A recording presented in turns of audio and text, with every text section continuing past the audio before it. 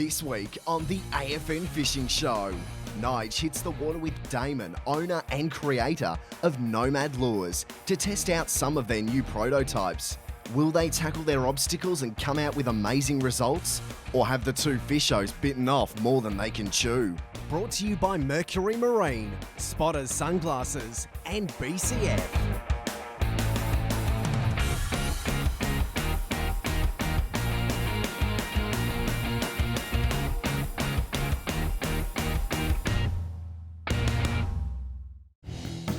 If you've ever walked into a tackle store and looked at a lure and picked it up and wondered exactly what went into the development of that lure, today is all about finding out exactly how it's done. We're on the water today with Damon, who's been developing and producing lures for many years now, and he's got some new prototypes that he wants tested out, so he's invited us along for the ride. We've got a beautiful day in the Coral Sea, some new lures to play with. Let's see how they swim, and then we can give Damon a little bit of feedback. So what made me start designing lures probably comes back to running the Nomad Sport Fishing charter operation, spending time at sea, and just watching the way that fish ate lures got me thinking that there's a gap in the market in certain situations, and that's not necessarily a good enough reason to go and design lures. But obviously, I love the idea of designing lures, and I like the idea of trying to figure out how to do it. So I guess, to be honest, it sort of started as a bit of a hobby side project, and it kind of went from there. Coming to you, dude. Oh no! Yeah, I told you. Damn it! It's not a ideal start. Well, I think what we are proving is that sharks have a thing for bananas. Here we go. I must admit, I had a quick look in the tackle box, and the colours were not that dynamic, and then I was told very quickly, Nige, we're not colouring them up yet. This is all today about testing buoyancies, actions, and what a lure looks like in the water. And to do that, sometimes it's good having colours like reds and yellows. So it's very much for us seeing what a lure does, and not so much what the fish think of it. Well, we know that sharks actually probably got a thing for yellow, mate. Sharks love it, yeah. I'm really not too impressed with yellow from a shark point of view here. I reckon we got him on this go. It's delicate work required here. He's not going to be too happy when this tail gets out of the water. There's going to be a lot of splashing going on. Yeah, well, you didn't want your glasses clean, did you? So that's a pretty good test in terms of how strong these things are anyway. It's not the target species, but survived an attack from a shark there, and it's all scoring. Still perfectly usable. Metal plate's all good. Hooks are good, so yeah, if they can survive that, it's a very good start to testing these things out. Oh well, go and see if we can find something that hasn't got such nasty teeth. So having got the concept of the lure, the things you got to think about next are the size, the shape, the curves in the side of the body, the lead placement. Are we going through wire? Are we going metal plate, plastic, timber? There's a whole range of factors that you then got to start thinking about to try and figure out, do you take it to the next step? Damon's designed this lure with some clear purposes in mind when he's pulled together the shape, the weight and the profile of it. Our job now as fishers is to put it to the test in various ways. So it's designed to be a surface lure that also does a little bit of work underwater. So there's a few ways that we can try and fish it, and we've got to get used to looking at it in the water and then also using the rod differently to see exactly what it does. So firstly, we want to cast it to the right spot, and then I want to see what it does on top to start with. So I want to see what its fleeing response is. So by keeping the rod tip high, a bit of a jiggle and winding fast, I can see how this lure works across the top of the water. So for species that want to chase a fleeing bait fish, that's going to work well. But then the other type of surface action that you can impart on it is the slightly slower side to side. So by keeping the rod tip high or slightly lower, and just with little jerks, I can see what this does in terms of a nice zigzag side to side action. So it's working well across the top. But then the other thing it can do is, having popped its nose under the water, I can try and sweep it. So by long, slow draws of the rod, I can pull this lure down, and it gets a really cool side-to-side action just beneath the surface. So it looks a part of potentially a wounded bait fish that's trying to make its way out of harmful positions.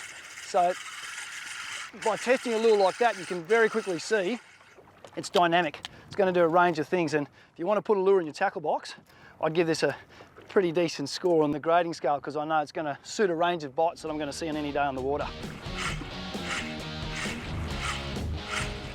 Oh, someone's eating it. Oh, got him. The red bass are sucking that thing down. Aren't they? It's tough work, this lure testing. As much as I wanted to stay at home, work in the office, this had to be done. Come out and seeing fish come up on the surface and eat a lure is something I'll never ever get tired of.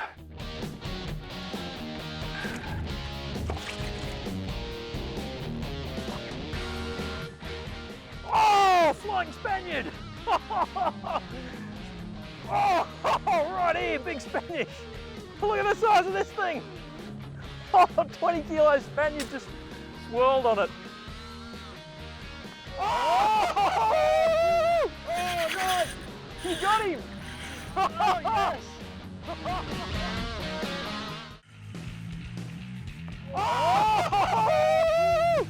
Oh, yes! First few casts in this location resulted in one massive Spanish mackerel hit, got airborne. Fantastic!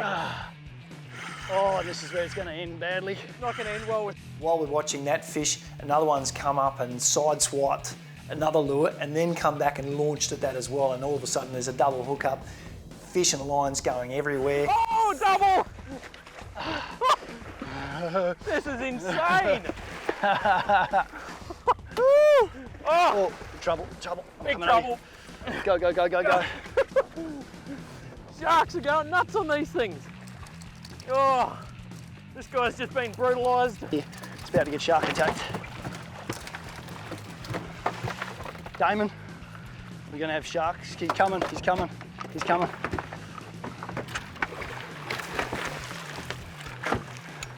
My alarm's off.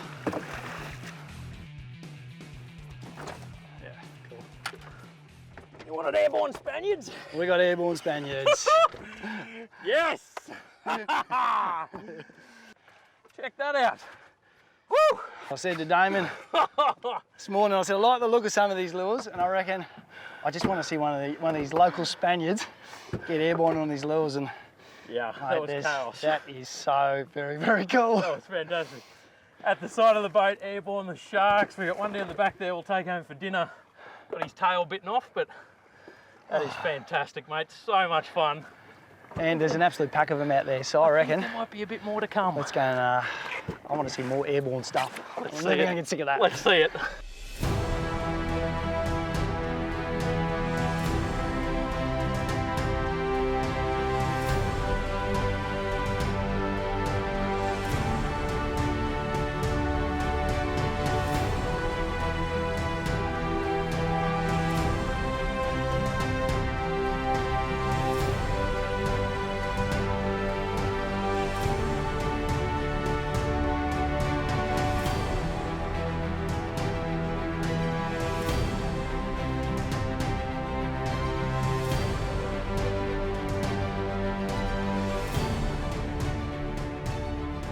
The ensuing session is one of the most epic ones I've ever encountered. Some of the most mind-boggling Spanish leaps I've ever seen, and visions I'll remember to the day I die.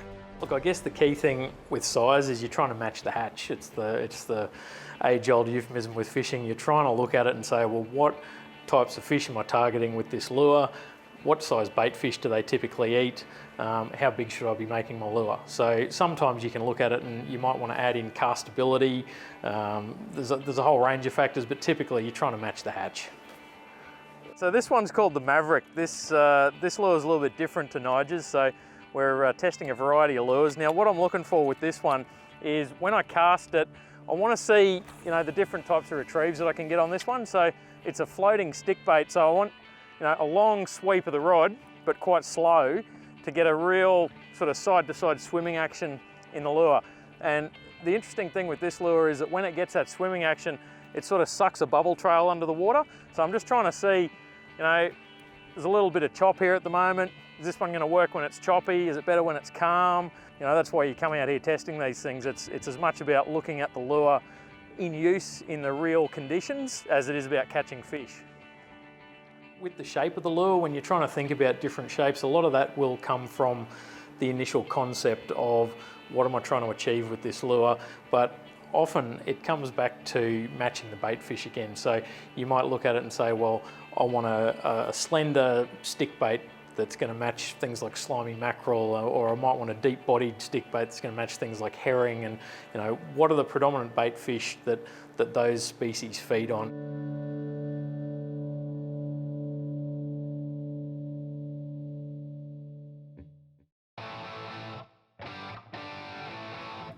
Within the suite of lures that Damon designs, and obviously existing ones in the range, it's good to see that it's not just, you don't just have blue water lures, you cater for all styles of fishing, and we've obviously targeted some bigger pelagic species in the blue water. Now we've come up into the shallows, and the really neat thing about a spot like this is we can test the smaller style lures, but you very much get to see how fish respond to different actions in the lures. So we've got 2 new ones. We've got some good looking water. Indeed. Let's see what we can find. These ones go.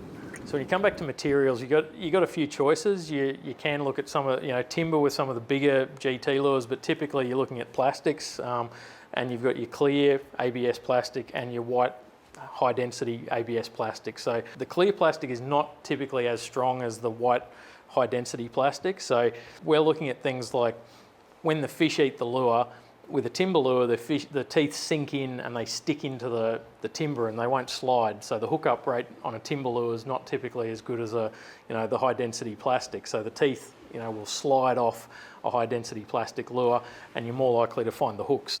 So just testing out the Chug Norris 120mm popper. So what I'm looking for here is that the popper's floating just right. You want the head of the popper to sort of float like this, so that when you give it a little twitch with the rod tip, you get a really nice bloop. You don't want it to float too high in the water. If it floats too high, it'll sort of skitter and roll when you pull it. So you just want to get the right flotation, the right angle in the water. So we've got a couple of different prototypes. This one's got a lead in the tail, about 10 grams. There's another cavity in here. There's some other prototypes got a little bit more weight in it. This one's got a ball in the front. So we're really just testing the weight and seeing what difference the different weight positions make to the action on the lure. But getting that really short, sharp little pop is what you want out of these smaller poppers.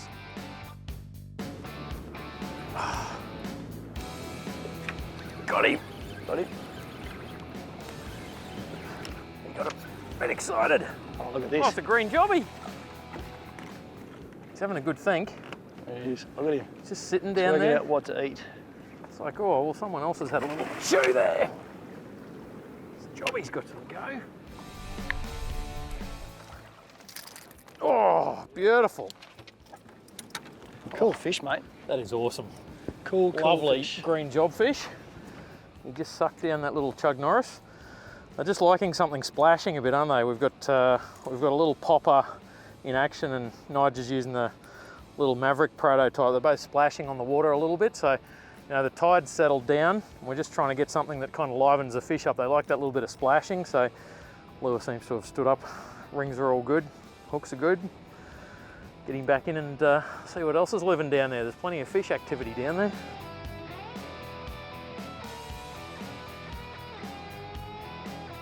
The finish is really critical, and it's something that you have to think about right back at the start of the design process, because the type of material that you use, the internal structure of the lure, whether you want it to be foam filled or through wire, metal plate, whatever you want, that all has a massive impact on the finish at the end of the day, and what colours you can make, and also the material you use has an impact on what type of paint can be used. Do you want paint? Do you want holographic stickers on there? All of these sort of things.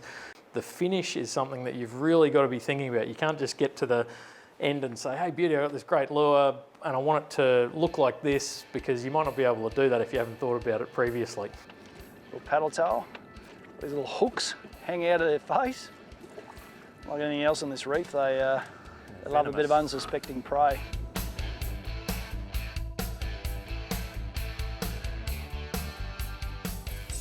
To head out in a spot like this and do some lure testing, you want the right tools to get the job done, and to do that I've got some sturdy spin gear, but I've also got a really good set of polarised sunglasses with me, and I've chosen some with a mirror lens finish. And what that does is it protects my eyes in glary conditions like this, and it also gives me really good penetration, because what I really want to do is see this lure in the water, and more importantly I want to see how fish are responding to it.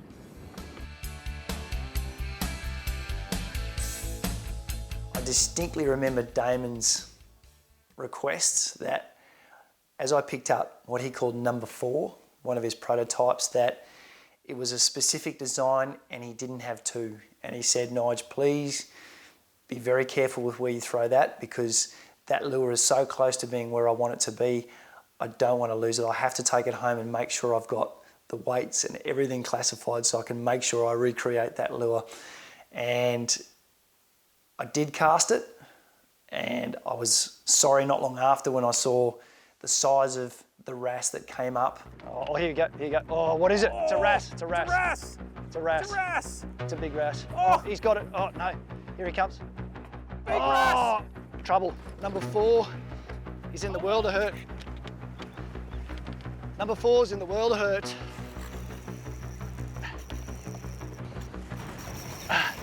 That's a huge wrasse. We're talking 30, 40 kilos of stuff here. Has come up. Up. We're in reef. We're in reef. We're in reef. We're in reef.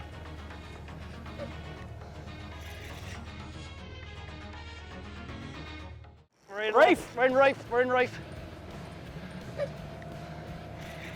I'm gonna have to try and sit on him. It's just he's gonna get the upper hand He's here. only in shallow stuff too. Oh! Stop, stop, stop, stop. He's swimmable. You want to go it? Yep. Yeah, that's not that deep. No, I reckon you could do that. Hey? Yep. That is a monster of a fish. That's a monster of a wrasse, yes. So Nige is going to jump in here and see if we can extract this wrasse out of the hole, partly to show you the fish and partly because we'd really like to get that lure back.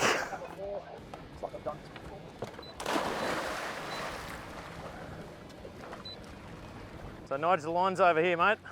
You got it? Okay. There's about 4 miles back in there, Damon. Yeah? No chance. Long way. This is going to be a really tough thing to try and get this fish out. Nige said he can see the line over there. We might be a chance of getting this guy out, but they are one of the toughest fish on the reef to catch these things. How you going, Nige? He's so far back. He's in another postcode. He's in another postcode. Oh, thanks, mate. Crikey. Well, good try. That was a monster. That was an absolute animal of a wrasse. That was always going to be really, really difficult. We had half a chance on this bit of sand and then he saw the reef and just said, see you later. Well, it was a good way to lose number 4 anyway. Number 4, Maverick. See you later. Oh dear. Oh well, let's go and try again, eh? 3 metre. Yeah. What you want to achieve when you're testing these lures is making sure that essentially the weights are in the right position and that it's got the right action. In your initial testing, it's more about action. Does it do what I think it was going to do? And then your second round testing, it's more about, okay, I know that the shape's right. I'm happy with that. I need to get the internal weights positioned properly, or I need to check that the bib's the right shape or the toe point's in the right place in the bib so that it's more fine tuning. Oh, what's that? Been dusted up a little bit here, so we pulled out the heavier rod so we can slow a few of these fish down. I think this red bass has come and said, thank you, I'll have that. Might even be a coral trout, this one. That's nice. Oh, lovely. Beautiful fish, beautiful. Lovely coral trout. Beautiful fish. Oof. Oh, beautiful. Lovely trout. He is a welcome win. Yeah, you're not wrong, you've got to win a few. And a bonus is, I think we might take this guy home for dinner. Well, it's a pretty cool way to end a day of testing with good feed. Back at the mothership. Absolutely Aren't they fantastic. beautiful fish, these bands and those iridescent blue spots. Good scores on the lures, a few things would probably go away and go, okay, we might tweak this, and then it's just time to start thinking about colours. No, absolutely. We'll go and go back to the floating lab over there and have a bit of a think about it over dinner and a beer, eh? That's good to me, mate. All Excellent. right. Let's go. I think the most satisfying part of designing a lure for me is seeing people actually catch fish on that lure, and particularly, you know, at the start when I had guys coming out on charter and they were using lures that we designed or prototypes that we designed, it was just really satisfying seeing guys able to either catch more fish or use a lure that was a bit easier to use than something that was previously around, and essentially just have fun. But you know, the big smile on their face when they've sort of landed that fish of a lifetime, and it's something that you've designed and thought about and, you know, created to help guys catch more fish, and they're out there doing it. It's fantastic. It's a really good feeling.